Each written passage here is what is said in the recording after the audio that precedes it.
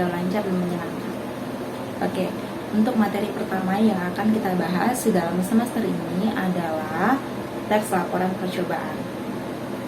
Ada yang tahu teks laporan percobaan itu apa? Ya, teks laporan percobaan adalah teks yang berisi tentang runtutan atau urutan sebuah percobaan yang dilakukan di dalam kehidupan sehari-hari. Nah, biasanya teks laporan percobaan ini identik dengan pengetahuan alam atau sains. Mengapa teks laporan percobaan penting kita bahas? Selain pentingnya percobaan itu sendiri, teks laporan percobaan tidak kalah pentingnya dari percobaan itu. Kenapa? Karena melalui teks laporan percobaan, kita menjadi lebih tahu secara detail apa sih hal-hal yang menyebabkan sebuah percobaan itu berhasil atau tidak. Teman-teman sudah pasti pernah dengar dengan namanya hipotesis, bukan? Dalam pelajaran fisika, pelajaran matematika, kalian sudah pasti pernah melakukan sebuah percobaan sederhana. Nah, dalam setiap percobaan pasti ada yang namanya hipotesis. Nah, laporan percobaan disusun berdasarkan rangkaian percobaan yang telah dilakukan. Kemudian hasilnya berbentuk laporan yang berdasarkan hipotesis. Jika hasil penelitian tidak sesuai dengan hipotesis, maka teks laporan percobaan akan memuat hal-hal apa sih yang menyebabkan hipotesis itu gagal.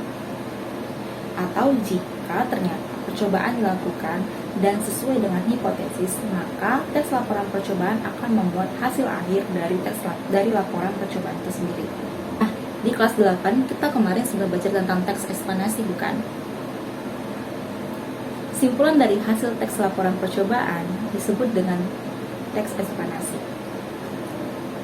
Nah, untuk strukturnya sendiri, teks laporan percobaan itu terdapat 5 struktur.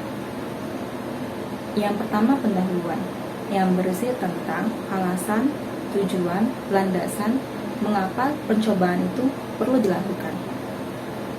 Yang kedua, landasan teori, yang berisi tentang teori-teori yang mendukung percobaan tersebut.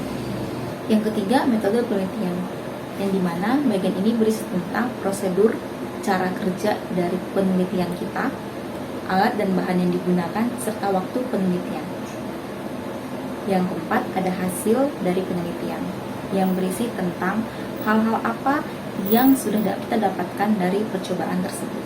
Yang kelima adalah simpulan, yang berisi tentang kesimpulan akhir atau hasil akhir dari percobaan yang telah kita lakukan.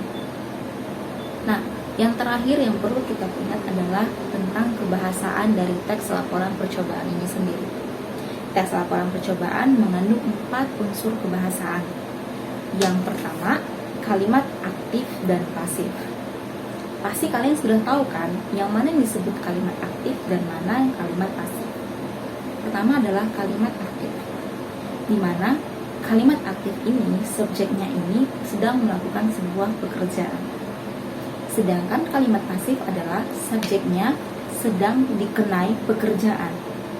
Contohnya, kalimat aktif, ibu menyiram bunga. Kalimat pasifnya, bunga disiram ibu.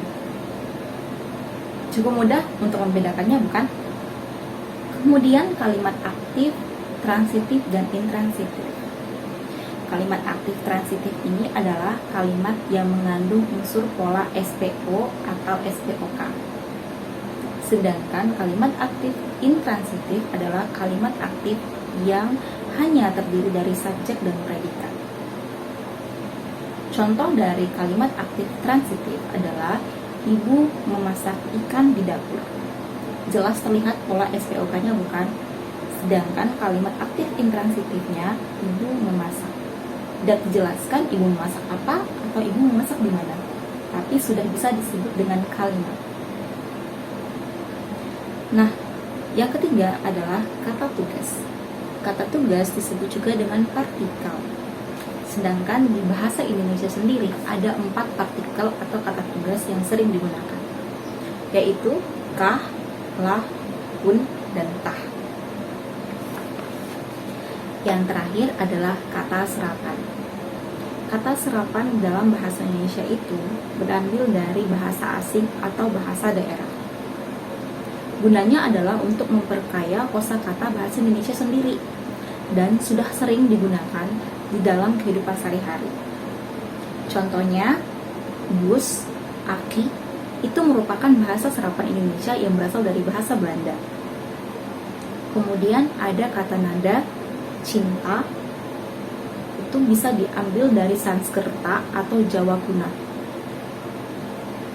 Kemudian yang terakhir mungkin Miss kasih contoh musyawarah, itikaf, itu berasal dari bahasa Arab. Nanti di kelas kita akan kembali mendiskusikan tentang kata serapan bersama dengan teman-teman yang lainnya.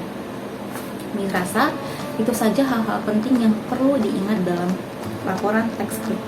teks laporan percobaan.